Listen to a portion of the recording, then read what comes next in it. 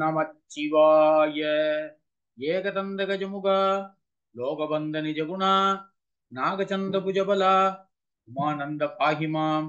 ஐந்து கரத்தனை யானை முகத்தனை இந்தின் இளம்பிறை போலும் எயிற்றனை நந்தி மகந்தனை ஞான கொழுந்தினை குந்தியில் வைத்து அடி போற்றுகின்றேனே.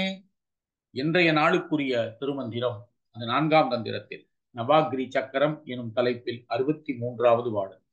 இந்த பாடலில் திருமூலர் நவாகிரி சக்கரத்தில் 56 சக்திகள் சூழ அமர்ந்திருக்கிறாள் அன்னை பராசக்தி என அன்னையின் பெருமையை கூறுகிறார்.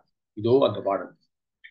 ஆகின்ற மண்டலத்துள்ளே அமர்ந்தவள், ஆகின்ற 56 வகை ஆனவள், ஆகின்ற 56 சக்தி நேர்தரு, ஆகின்ற 56 வகை சூழவே.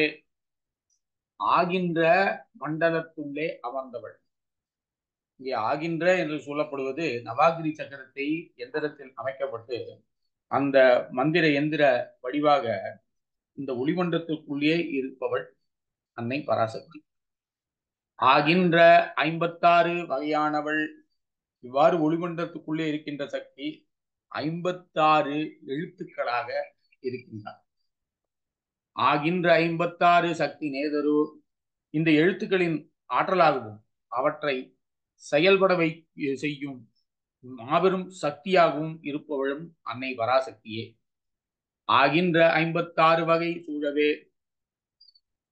இவ்வாறு 56 சக்திகள் அவளே இயக்குவதால் இந்த 56 இயக்கிகள் சூழ அன்னை பராசக்தி அமர்ந்திருக்கிறார் என அன்னையின் பெருமையை கூறுகிறார் திருமூலர். இதைத்தான் அவர் ஆகின்ற மண்டலத்துள்ளே அமர்ந்தவள், ஆகின்ற 56 வகை ஆனவள், ஆகின்ற 56 சக்தி நேர்தரு, ஆகின்ற 56 வகை சூழவே.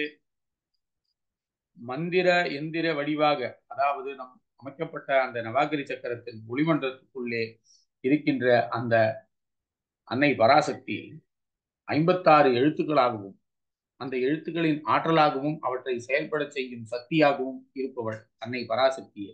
இந்த 56 இயக்குகள் சூழ அன்னை நவாகிரி சக்கரத்தில் அமர்ந்திருக்கிறார் என்கிறார் திருமூலர். ஓம் நமச்சிவாய.